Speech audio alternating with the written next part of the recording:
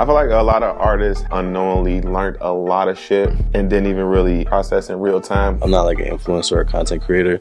It's something that I had to learn how to like turn around and do. I try to just keep music first, and I think that it's people that understand that. Like for your craft to take you around the world, places you used to see in social studies books and shit in school and shit. And I'm rapping in the same room as the engineer with a curtain in between. You always have to pay attention to the data, but now it's like the forefront of. He carved a bird, a nightingale, out of wood, engineered the bird to play one of my songs from the album, Devil's in the Details. That is so cool. I gave 5 of my supporters $100, and I called it like the HGSB. Here goes some bread grant. I wish I knew more about my fans and why they fuck with me. But now I read it. It's super helpful. Continue to create that community. I'm equally as excited for like the progression of AI as I am scared of it. If you're watching this, you have an audience interacting with you, coming to your events, buying stuff from you, and tons more. Rivet plugs into all that and tells you who your top fans are so that you can target them in a more personalized way. With Rivet, you can put your fan engagement on autopilot, deepen your fan relationships, and take your sales all the way up. Join our exclusive beta today at rivet.app and take your community and creative business to the next level for free. Welcome everybody. Welcome to episode 1. I'm Anj, co-founder at Rivet, and I'm here with King Louie. Yo. And Big Homie Doe. Yes. How you guys doing today? I'm well. I'm excellent. I'm doing good. I cannot complain. Thanks for rolling by the office. First episode, so we're talking with influential artists, how they built their communities, their fan bases, understanding some of the things that you guys did early, and then we'll just take the conversation from there. Awesome. Let's get into it. So going way back to like early days, I want to ask a little bit about how you went about building your fan base early on. Some of the things that you did that you remember that you thought were pretty cool things that you did. Early on in my journey, I used to pass out, burn up my CDs, drive around and package them up, and drive around the entire city and just pass them out just for free for a little minute, just to get people to at least know who I was or know my voice and all that. So that was the fun thing, just get with the guys, just ride around and pass out CDs.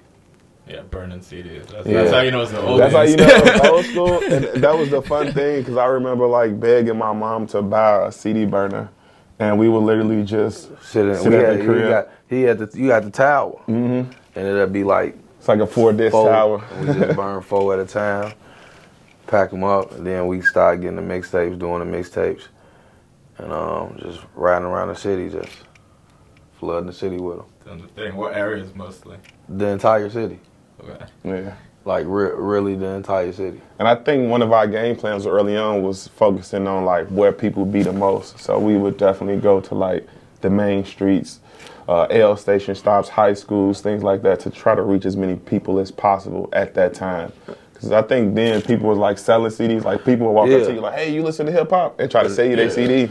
So like, at one point it was like I wasn't popping it, so that's why I used to give them out at first, you feel me? And then it stopped being free. Yeah, after a while. That's dope. And then with that, like what you guys were doing around the city, when did you guys start to feel the impact of that like fan base that you were building? Like, was there certain pockets that started to pop off, or just like when did you start to feel like it was moving a little bit? I mean, like early in it, we used to go to Northern. I felt like we saw it was affecting them because it was like a college, so it was dope. Like early in, before I would even say before my first mixtape was out, it was just I had a presence in the colleges or whatever, things of that nature. Off the strength of my peers were going to college, and you know what I'm saying, people from the hood go off to school, take the CD. Now people, who was that? And then it's a trickle effect. Was there anything else that you remember from that time as well? Definitely prior to that, I think MySpace was big at the time. Oh yeah, MySpace, we put 3 joints on there. We would put the music picture on there. So that was, and you could see how many. That was like I would call that down to like the first streaming. Yeah, Honestly, because we would like put up a new Louis freestyle, and it'd go crazy. After a day, it'd be 10,000, 15,000 views, and we like, wait, okay. Yeah. So like stuff like that, but it's just so crazy because back then we was just doing it was just fun back then. So I forgot all about MySpace, but that was dope. Yeah, that was our first streaming site. First do you remember what the song was that did the best on MySpace? Man, who knows? All of them performed pretty well. Yeah. We would at the time we would be excited about the music we was making. Back then, the big thing was to be like rap over instrumentals. So we would go to the studio, rap over whatever instrumental was hot, and we would want to put it out almost immediately. Yeah, just to get the reaction. Like it was a lot of stuff that it was a lot of the CDs that we passed the music out. They weren't even on mixtapes. Like you probably can't even find them songs today unless you go get one of his hard drives or something like that. But I'm pretty sure some people out there still got the CDs though. But they weren't even mixtapes. It was just songs we would record, burn them up, and just put it out. Yeah, we didn't even do videos for it. Then eventually, gradually, later on, we started shooting videos. Cause for a minute, people ain't know how I looked. Oh, really? Like everybody knew, like the King Louie, but they never knew how I actually looked. Then I started putting the videos out. How'd you know? How'd you figure out that people didn't know what you? Cause they would say nobody knew who I was. Like shit, it might have been one of the guys that gave him a CD. It wasn't no cover or nothing. It was just a blank CD with King Louie on it, straight from Windows Media Player. Yeah, probably say. Some whatever, fly ENT on that, you feel?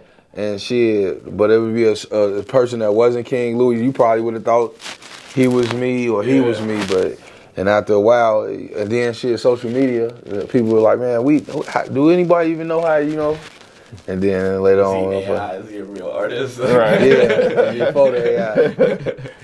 But yeah, that's all. It's definitely funny to think about how it was.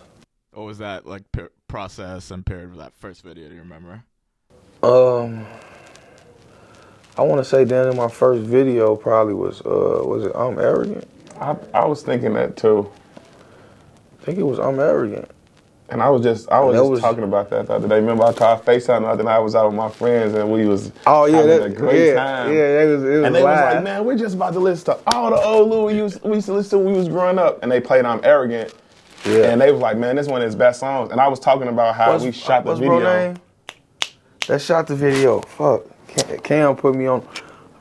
Oh man. Did Daryl shoot that video? Daryl. I think Daryl Turbo shot that video. Shout out to my dude. Shout out to Daryl Turbo. He shot that was like the first joint. Yep. I did, I believe. And we shot that in his mom's kitchen. No, that wasn't even. That was Blake's crib. Blake's crib in the kitchen. It was just did it black and white. It was like that was that was a time, man. And once you start putting that stuff out and seeing like, okay, now people know what I look like. Did you feel the difference outside? Yeah, it was cool, It was cool. It was I don't know. It was just that was somewhat of my pay. Just the people talking about it or whatever, the reposting and all that. That was the pay for me back then. That was my cash for it. The energy I got off it, the love, it just drove me to keep, stick to it and keep going and master the craft. But back then, that's all motherfuckers needed was, yeah, man, it's going crazy, all that. that was the currency. That was the social currency at the time. It's like affirmation, because it's like obviously we creating the music, so we almost biased in a sense. Of course you gonna like it. It's your shit, right? But then when you see the city, you know what I'm talking about, like really the high schools. That's you seeing the schools and everybody picking it up or talking about it in social media. You seeing all the people talk to you on the Twitter when it started popping, and everybody they quoting it. So you just knew. So it's always been fun.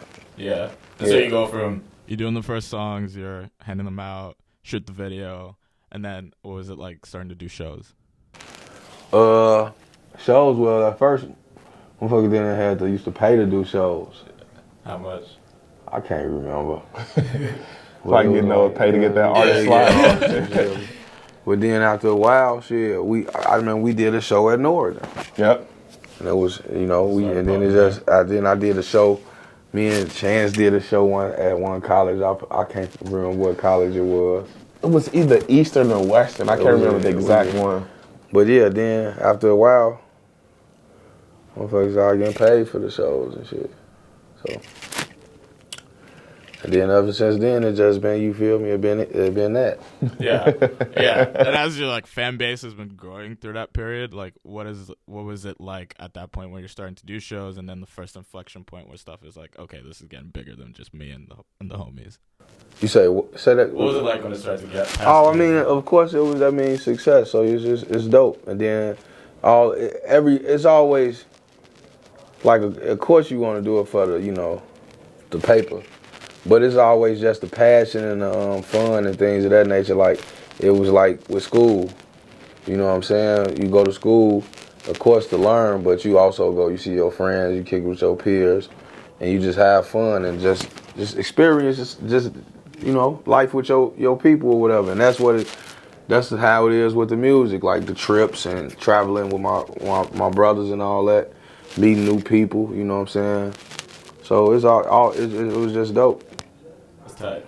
So after a few questions, it's like secret thing that we're gonna do is trivia. Like being around or going, like for your craft to take you around the world, places you used to see in social studies books and shit in school and shit, and motherfucker, now you motherfucker in school, the teachers probably ain't even you didn't really believe in it. And now it's like, man, this shit took me here. Like I went, so that's always been dope to me.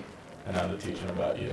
You're in the books now. Yeah, that's cool. That's cool. I remember one of my teachers. I can't remember what his class was. His name was Mr. Ritter. He was a teacher at Hyde Park, and I don't know what I was doing in class, but I was just telling him, like, man, I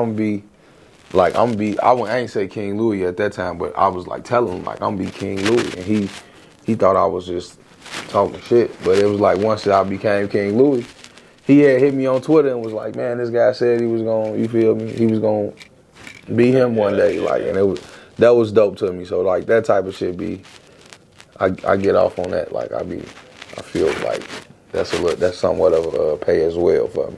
Yeah. So after every few questions, we're gonna do a little bit of trivia. It's about you. So first question: how many Spotify streams on Till I Met Selena? Till I meet Selena? Yeah, and I never met her. Over. That's it. You killed the motherfucker. Right? He's just gonna kill me. But what's over under $1 million, 1.1 million, or 1.2 million? What's closest? You say $1 million? 1.1 million or 1.2 million? I think 1.2. It's closer to 1.1, but okay. Close enough. Okay, cool. Close enough. All right, so we'll move to the next question. So right now, as you're like seeing, he's just laughing in the background. So right now, like as you've like built your community, your fan base over time, like what are some of the dope things that you've noticed about like people who support you? They support me. They genuinely support me. They love Louie. Like certain, it's like real love and real support. So it's like to see it. That's it's like they really fuck with me. Yeah. And to touch on that, I think one of the dopest things about that is a lot of people grow with artists, right? So we get tons of fans or supporters that come up and be like, man, I remember listening to you at this point in my life. Yeah. And I still listen to you. Like that tweaked me out. That people tell me like, man, you got me through college. That just always tweaked me out. Like, for somebody to like, cause I know how it is when something gets you through something, Like it make you feel like prayer. Like when I've been through all the stuff that I've been through, I never thought I would like prayer and just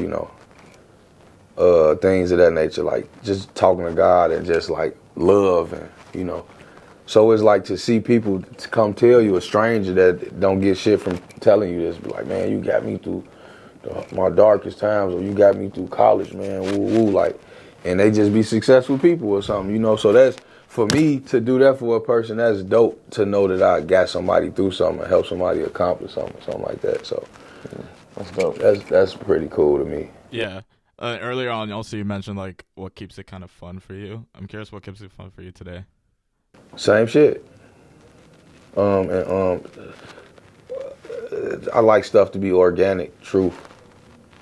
So you kind of can weed through that after being through. You see, what's fake and what's, what I'm saying, kind of real at times. So I just like stuff to be real and original, like just real love and just organic, like I say. So in that organic process, like if people are about to come into your process, what is that process for you? What organic process for you? Maybe like about to make music. I mean, music just how I feel, bro. I can never tell you, like, I just gotta be in a good mood. Even if I'm not in a good mood, it's like it's a story. So it's just like shit. I don't know. I don't gotta be feeling a certain type of way. And honestly, when I'm doing music, it's kind of like what the beat make me feel like. Like I'll be once you tap in with the beat, it's like how the beat make you feel. You feel me? So that's how I look at that. I don't really.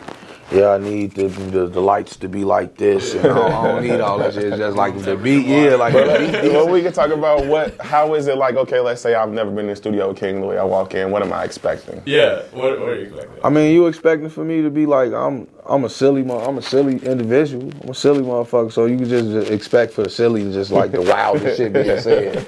If on the record or just for fun? Both. Just a little bit of both, like shit. Like on the record, I'm a silly guy, so shit. You just expect just like laughs and all that shit, and then like he said that. Like if you really listening to the shit, So no, it's just a little bit inside. It's definitely always a fun time though. Like, like it's always. I don't want to sound like I'm tooting. Like you got to let bro like close people around, so it's not like it's an open invitation thing. It's more of a reunion, a small reunion in a sense. We work with a lot of the same producers, a lot of the same engineers, so it's always like a small reunion. Like you seen your cousin that you haven't seen in a while. But he a nut, and like that's just how it is. I'll say I'm a big ball of positive energy. I'm a cool dude. I'm a cool gent. Fly gotta cool it with. And so how does that, also tell me, how does that process change from like early when you was just like you and the boys and like now that you have more of a... I mean, it don't, bro. It don't. Same process. You know what they say, we forever live young, bro. So you gotta stay like that. You gotta stay, you gotta keep an imagination. You can't get, we older, but you can't get old mentally. So you gotta always, forever young. You feel me? Is that one of the covers you did early that you rapped on? That's just it. I like that because we was forever live young then that song came out. You feel me? But I would say it's definitely still pretty much the same. I remember some of the earlier studio sessions we used to have, going to Bugs or going to Steve, it would just be, Like one thing I will say is we don't, like we still do, we'll get slapped up. But back in the day, we used to like pay real money. Like you gotta think we really invested in it. So we paid real money for studios. So back in the day, motherfucker used to have to come, like making a band. You gotta come to that motherfucker. Your song gotta be. You gotta know your song that hard. Prepared. One take. Like that we used to do. Like, but we like later on, it's like motherfuckers start letting their head down because it's we got a nice studio, and then we ain't gotta really worry about just. We was at Studio 11. What was that? Years ago, we paying $60 an hour, G. Yeah, and we fresh out of high school. Yeah, like, bro, $60 an hour, bro. Come on, bro. Half your savings right there. Yeah, bro. So it's like to get a mixtape mixed. You record the whole album. Then stuff like that kind of. It also led to like shit when we started going to studio. Like I know I started like kind of stop writing sometimes because I was able to. I ain't got to worry about the studio time. So I was gonna ask you to touch on that like process from going from writing prior to you get to the studio time, having the beats laid out, and we know it's nuances with that, right? We might write something and get it down, and by the time we get to the studio, we forget a little part of the delivery. So can you talk about like that transition from like writing to now you going in and it's more of a feeling, it's more of you just expressing how you feel at the moment?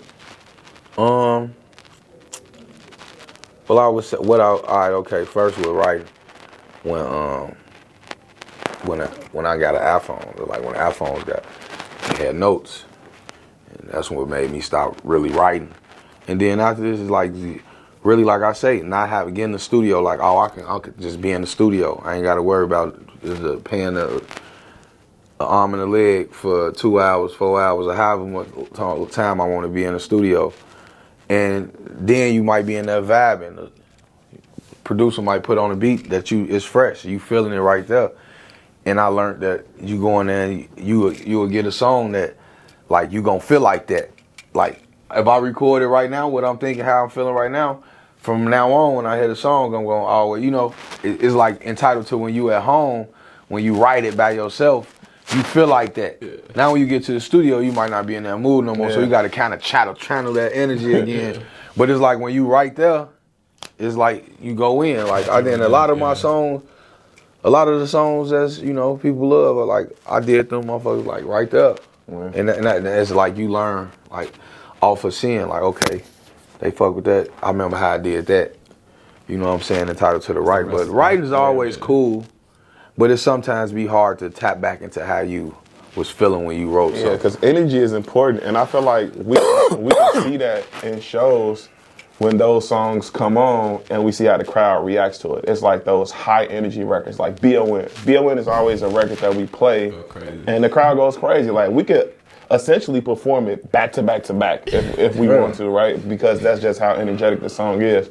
But, you know, that shows the energy into creating the music, and then the energy you see actually or feel when you listen to it.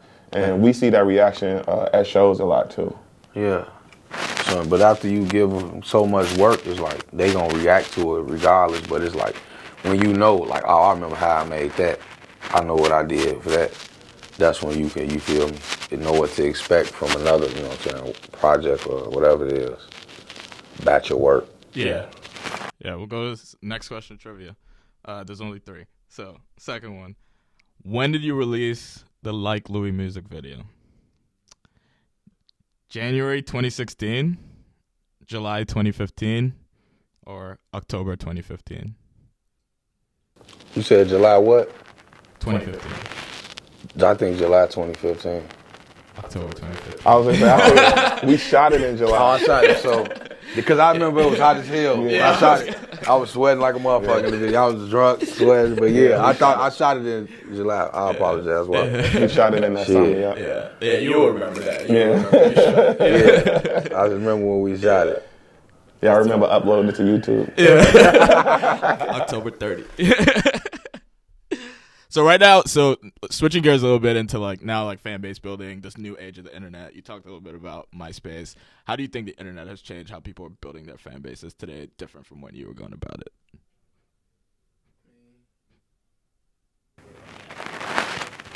It's better, like you can. I mean, same thing. It's just more. It's just more you can use. You got YouTube. You got Instagram. We just had the MySpace at first. You feel me? Now you could YouTube and put a video out. Like, at first you could you could put the video with the song out. At first, I don't think we couldn't put no songs on MySpace. It was just a song.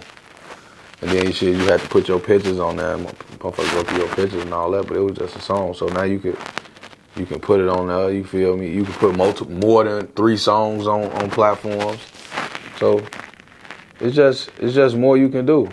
Definitely more resources. More resources that you can use, and you can, you know what I'm saying, capitalize off of. So it's more. I would just say more is all more. So for that, it's better, I guess. And in that ecosystem that has a lot more now, where do you focus your time or your effort? I'm heavy on Instagram.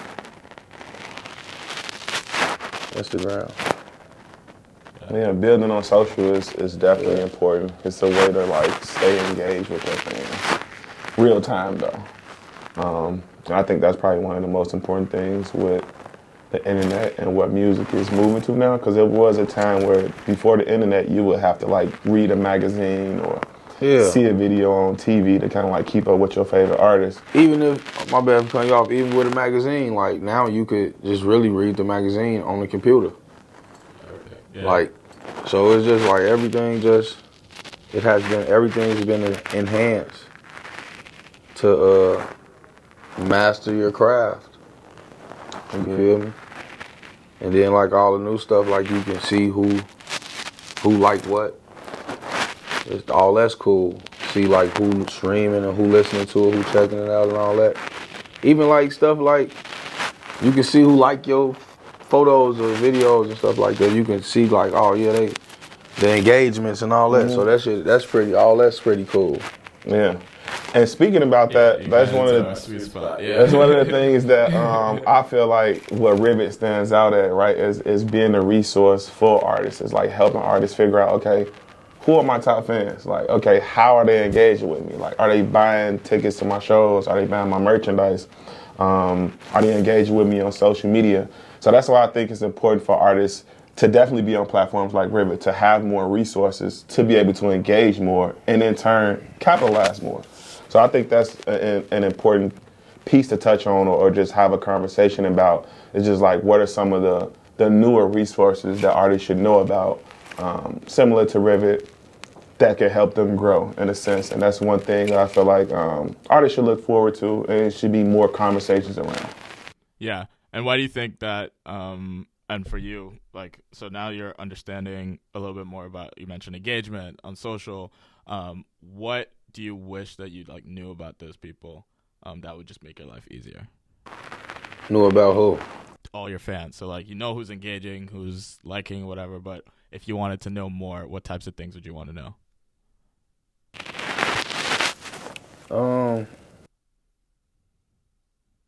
I mean, everything about like what I would like to know everything. You feel me? Everything that is part, like they would want me to know, like about the craft, like what's their favorite song, what's their favorite lyrics, things of that nature. I don't know. Videos, what would they like? What, you know? So I don't know. Yeah, no, it's like shit. If you, a lot of stuff. Yeah, like it's like I would have to hear it from them to, you know, to like if you the chef, you just ask what you guys like for me to prepare. So it's like that's a question that I would ask them. Like, yeah, so it really don't matter. Yeah. For me, it's like they would have to tell me.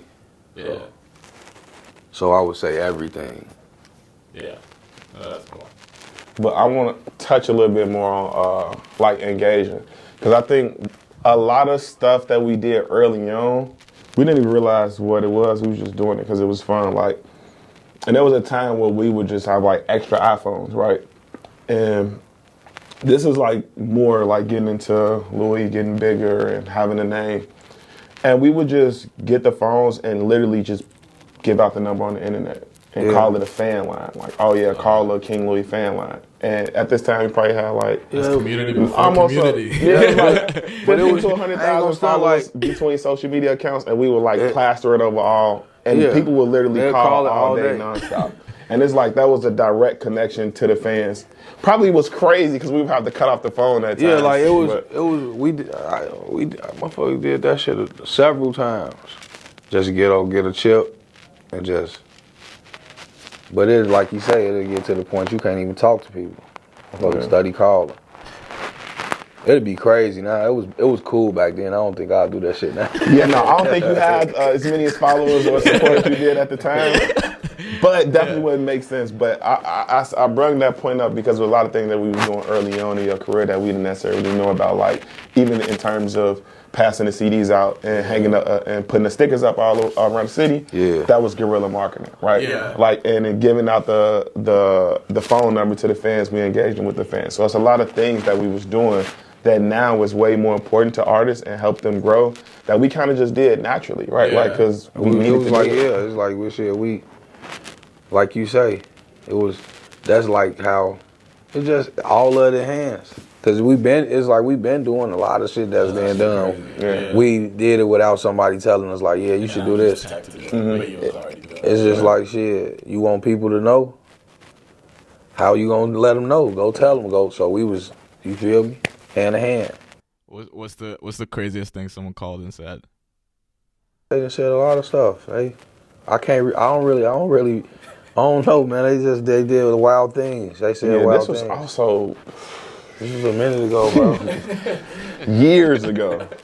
Yeah, so I could just remember people calling nonstop. I think we was in like Canada one time. Yeah, like they called from everywhere, bro. That's another thing. It was like, damn, I was seeing what people was calling from, like the area codes and shit. I'm getting at, damn, and it's like FaceTime calls. It's like, oh, is this really King Louie? Like motherfuckers calling this daytime, here's nighttime where they calling from. It was like, man, this shit crazy. Like I ain't even think people knew me over there. But So I feel like that's a theme that's always been constant throughout your career. Just keeping that open line of communication with the people that actually support you. yeah, man, it'll always be live, kicking it with the true fans, politicking with the true fans that mean well.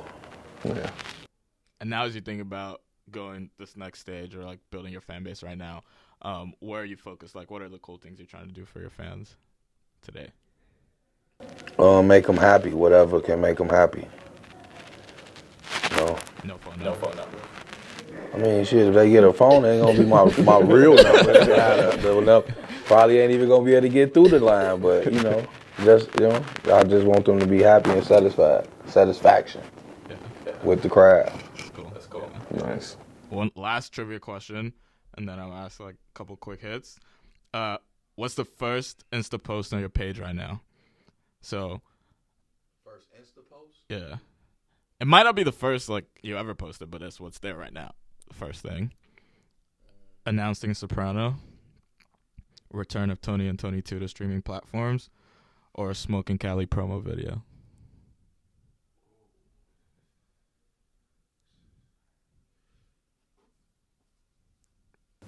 Smoking Cali? Nah. It's Return of Tony and Tony 2. Oh shit, bummer. Only man.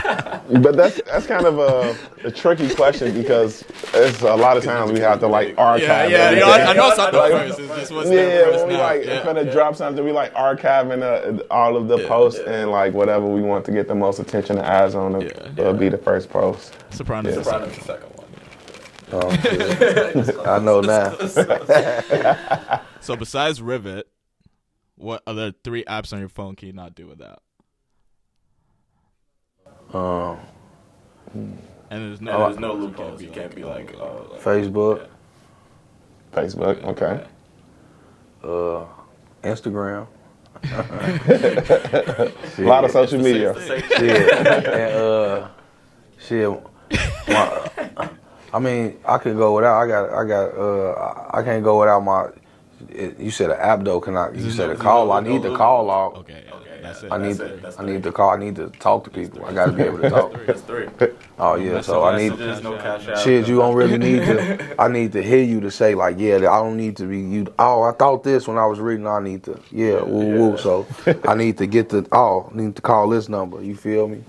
So yeah, I need them and call log. I need to be able to call. Cool. Nice. So my last question. What 4 words would your fans not describe you as?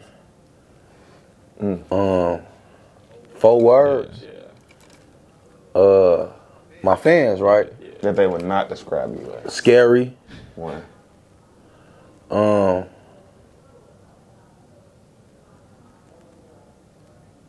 My fans, scary, shy.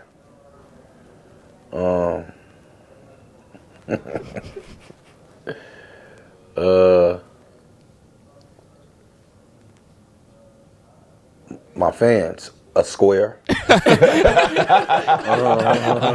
knew that was coming. Last one. And a loser. Tight. Okay. Yeah. With that. What would you say? I'm not a scary square loser. Oh, that was fun, right? Scary shy, square loser. Yeah. I agree. I think they would. Yeah. Let's say you're a nice, brave, outgoing winner or something like that. I mean, shit, yeah, that's cool. For sure. That's cool. That's groovy enough, man. All right, thanks everyone. This is the end of episode 1. Thanks, Big Homie Doe. Thanks, King Louie. And You already know. You're welcome. See y'all soon. Good night. Peace. If you're watching this, you have an audience interacting with you, coming to your events, buying stuff from you, and tons more. Rivet plugs into all that and tells you who your top fans are so that you can target them in a more personalized way. With Rivet, you can put your fan engagement on autopilot, deepen your fan relationships, and take your sales all the way up. Join our exclusive beta today at rivet.app and take your community and creative business to the next level for free.